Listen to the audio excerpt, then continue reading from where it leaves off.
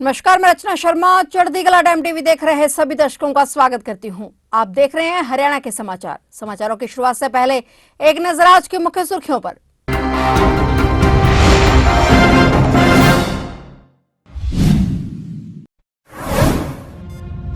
CM Manohar Lal ने राष्ट्रपति से की मुलाकात। सूरजकुंड अंतर्राष्ट्रीय शिल्प मेले का दिया निमंत्रण। विभिन्न विषयों पर किया संवाद। कुरुक्षेत्र की पावन धरा पर फिर पहुंचेंगे मुख्यमंत्री मनोहर लाल। 12 जनवरी को मनाई जाएगी स्वामी विवेकानंद जयंती। स्वामी विवेकानंद जयंती पर राज्य स्तरीय युवा महोत्सव। बिजली बोर्ड का जेई और लाइनमैन गिरफ्तार। रिश्वत लेते रंगे हाथों किए गिरफ्तार। हरियाणा एंटी करप्शन ब्यूरो की कार्रवाई।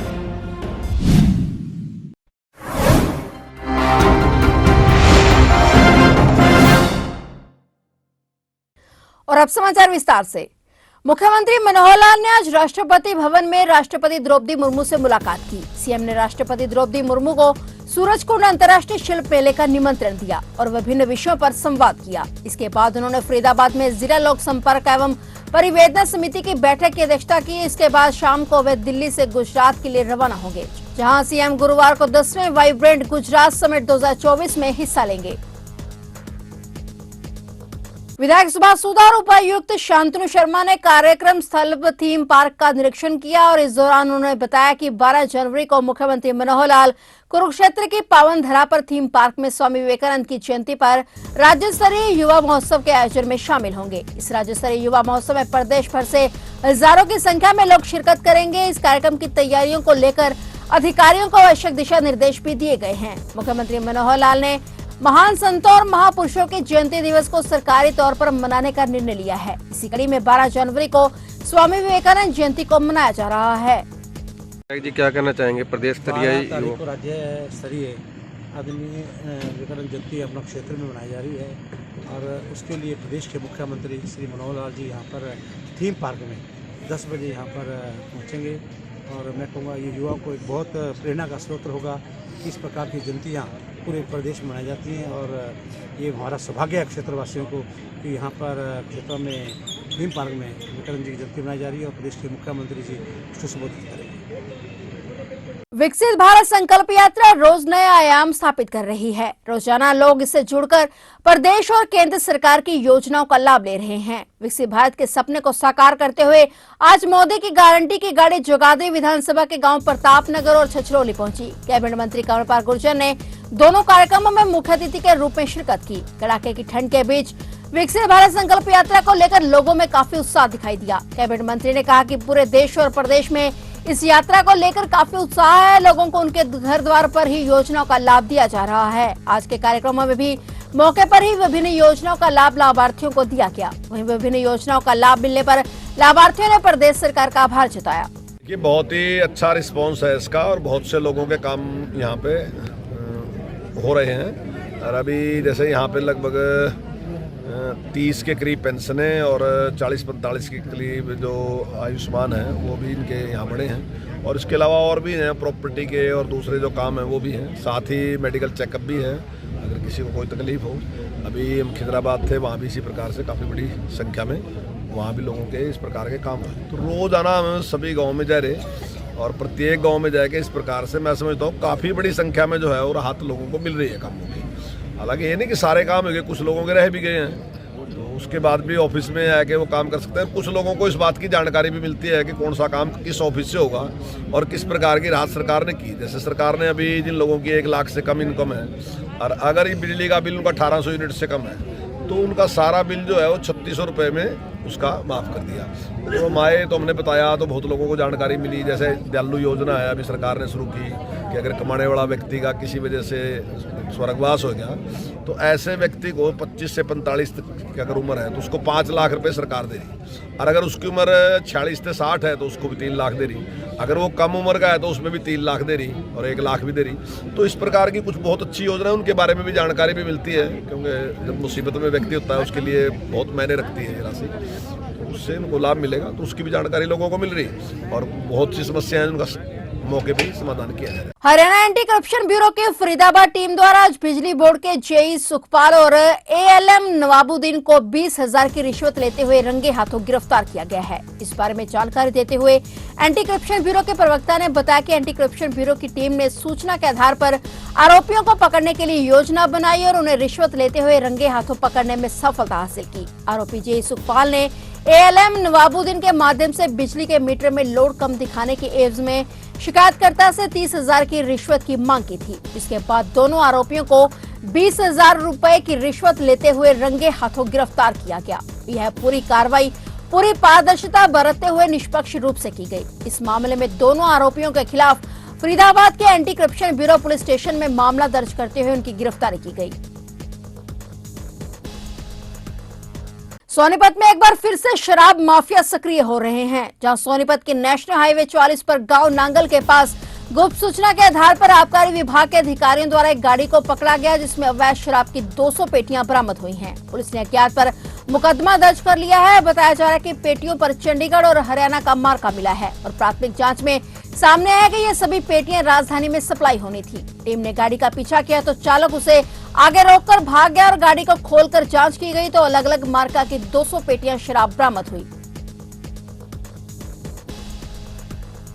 अंबाला में आज आम आदमी पार्टी के महामंत्री संदीप पाठक की अध्यक्षता में कार्यकर्ताओं की एक मीटिंग बुलाई गई। इस दौरान जींद में होने वाली रैली में आने का सभी को न्योता दिया गया। मीटिंग के दौरान कार्यकर्ताओं में रोष देखने को मिला। ज्यादा जानकारी देते हुए महामंत्री संदीप पाठक ने बताया कि उनका मकसद जनता को स्कूल देना है, मूलभूत सुविधाएं देना है, किसानों को उनका हक देना है। उन्होंने बताया कि 28 तारीख को एक बड़ी महासभा जींद में होने वाली है, जिसे लेकर जगह जगह जाकर कार्यकर्ताओं को न्योता दिया जा रहा है।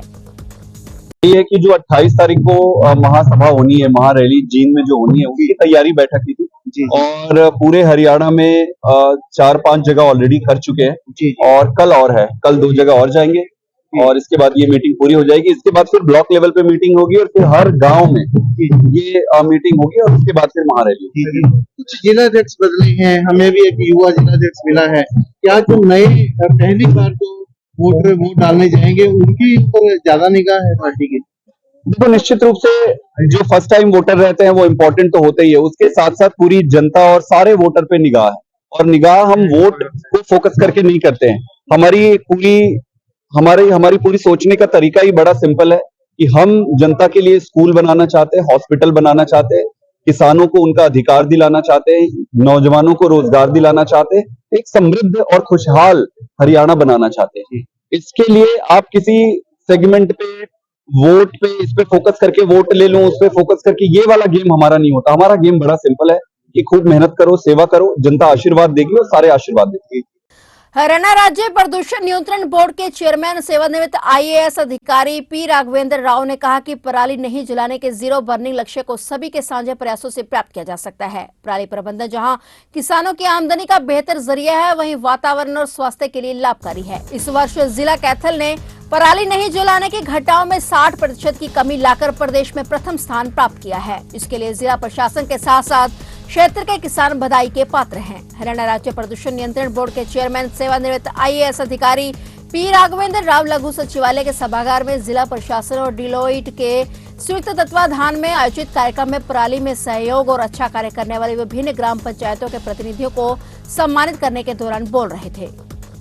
मेरा स्पीच में मैंने कहा था कि इवन सुप्रीम कोर्ट में भी जो हरियाणा गवर्नमेंट की तरफ से जो इंसेंटिव्स दे रहे हैं, फॉर एग्जांपल हर खेत में जहां ये पराली नहीं जलाते हैं उनको 1,000 रुपया देते हैं और मेरा पानी मेरे विरासत के तहत भी बहुत अच्छा इंसेंटिव दे रहे हैं और डायरेक्ट सीडिंग ऑफ राइस का भी काफ़ी अच्छा इंसेंटिव्स है और जो रेड कैटेगरी या येलो कैटेगरी से ग्रीन में आ जाते हैं, जीरो बर्निंग तक आ जाते हैं, उनको पंचायत को भी बहुत अच्छा इंसेंटिव्स है। इस टाइप का जो नंबर ऑफ स्कीम्स है, नंबर ऑफ प्रोग्राम्स है, इसको कम करने के लिए वो सराहनीय है और हम इस दिशा में और भी अच्छा काम करेंगे ताकि आईईसी एक्टिविटीज़ में और स्ट्रेंथन करेंगे ताकि लोगों को ये पहुंचा दे कि क्या क्या बेनिफिट्स है और ये जो इसका हेल्थ के ऊपर जो असर पड़ता है जो पराली जलाने से, उसको धुआं को इनहेल करने की वजह से, उसका जो बैड इफेक्ट्स के बारे में भी लोगों को पता होना चाहिए। इसके बारे में भी हम काफ़ी प्रयास कर रहे हैं। प्रदेश में जैसे हमारा जिला सर प्रथम रहा जी। तो उस नाते कुछ हमारे जिले को अलग से इंसेंटिव, कोई डिसाव को कोई प्रशंसा पत्र, कुछ इस तरह का? डेफिनेटली हम सभी को प्रोत्साहन देंगे जो अच्छा काम कर रहे हैं। डिप्टी कमिश्नर का जो कंट्रीब्यूशन है हम रिकॉग्नाइज करते हैं और हम एक्सपेक्ट करते हैं आने वाले साल में और भी अच्छा काम करेंगे। करनाल जिले के संगोहा गांव में प्रेमिका से मिलने उसके घर पर पहुंचे युवक की प्रेमिका ने सिर पर तेजधार हथियार से वार कर हत्या कर दी। वारदात के बाद महिला मौके से फरार हो गई। सूचना पर पहुंची पुलिस ने महिला के घर से शव को कब्जे में लिया और मृतक के परिजनों को सूचित किया गया। शाहपुर गांव निवासी 35 वर्षीय कृष्ण संगोहा गांव में अपनी प्रेमिका से मिलने गया था। पति भी घर पर ही मौजूद था और जो मानसिक रूप से कमजोर बताया जा रहा है। किसी बात को लेकर कृष्ण और उसकी प्रेमिका के बीच कहासुनी हो गई। इसी दौरान प्रेमिका ने कृष्ण पर तेजधार हथियार से वार कर दिए। कृष्ण की हत्या के बाद आरोपी महिला घर से फरार हो गई, जबकि उसका पति मौके पर मौजूद रहा। सूचना मिलते ही पुलिस मौके पर पहुंची और शव को कब्जे में लिया और पोस्टमार्टम के लिए कल्पना चावला मेडिकल कॉलेज भिजवा दिया। महिला के पकड़े जाने के बाद हत्या के सही कारणों का पता लग सकेगा। वहीं पुलिस ने परिजनों की शिकायत पर केस दर्ज कर महिला की तलाश शुरू कर दी है। हत्या कृष्ण कुमार नाम का लड़का शाहपुर का, उसकी हत्या हो गई थी। वो संगोवा में आया था। कोई उसकी जानकार थी, लेडीज जरीना नाम की लेडीज थी, जो करमजीत सरदार के पास उसने उठाई थी, जो थोड़ा मंदबुद्धि टाइप है। तो उसके पास वो आई थी, उसी के पास कृष्ण मिलने के लिए आया था। उनकी क्या बात हुई, किस कारण से हुई, उसका भी पूरा खुलासा मिल नहीं सका है। बाकी कृष्ण की मौत हो रही थी किसी भारी हथियार से, उसके ऊपर सिर पर, आँख के ऊपर चोट लगी हुई थी। मुकदमा दर्ज कर दिया है और कार्रवाई तफ्तीश जारी है। पोस्टमार्टम करवाएंगे। से रिलेशन में कैसे रही? पता चला उनके कृष्ण के परिवार वालों ने बताया था कि भी ये 8-9 साल से आपस में मिलते जुलते थे, बातचीत होती रहती थी। तो महिला फरार? हाँ, महिला अभी फरार हो गई थी उसी टाइम सूचना देकर उनके परिवार वालों को। उसके बाद उसका पता नहीं चला। पता चलने के बाद अगली कार्रवाई करेंगे। उत्तरीय रेलवे मजदूर यूनियन जाखल ब्रांच के तत्वाधान में कैथल रेलवे स्टेशन पर केंद्र सरकार के खिलाफ भूख हड़ताल का आयोजन किया गया। भूख हड़ताल का मुख्य उद्देश्य और मांग ये है कि एनपीएस को रद्द किया जाए और ओपीएस को लागू किया जाए। 8वें पे कमीशन की कमेटी का गठन किया जाए। वहीं कोरोना के समय में डीए की 3 किश्तों यानी 18 महीने का एरियर भी दिया जाए। उन्होंने कहा कि यदि सरकार द्वारा मांगों को नहीं माना गया तो उत्तरीय रेलवे मजदूर यूनियन रेल का चक्का जाम करने में गुरेज नहीं करेगा। सर, जो हमारी भूख हड़ताल है ये केंद्र सरकार के खिलाफ है। हमारा मुख्य मुद्दा जो है, जो एनपीएस है, जो नेशनल पेंशन स्कीम है, उसको हम बंद करवाना चाहते हैं। वो हमारे लिए घातक है। हम पुरानी पेंशन को लागू करवाना चाहते हैं, क्योंकि पुरानी पेंशन ही एकमात्र सहारा है कर्मचारियों का, जो बुढ़ापे में काम आएगी। और जो एनपीएस इन्होंने लागू किया है ये हमारे लिए खतरनाक है और इससे हम लोग हमारी सेफ्टी को महसूस नहीं कर रहे। परंतु हम केंद्र सरकार से यही निवेदन करते हैं कि हमारी मांगों को जल्दी से जल्दी माना जाए। दूसरा मुद्दा हमारा है 18 महीने का जो कोरोना काल का एरियर था वो फ्रीज कर दिया गया था। उसका एरियर हमें डीए की किस्त का जो एरियर है वो दिया जाए और हम वोट उसी को देंगे जो हमारी पुरानी पेंशन को बहाल करने का कार्य करेगा। फिलहाल हरियाणा के समाचारों में इतना ही और नए समाचारों के साथ फिर से हाजिर होंगे। तब तक के लिए देखते रहिए चढ़ती कला टाइम टीवी।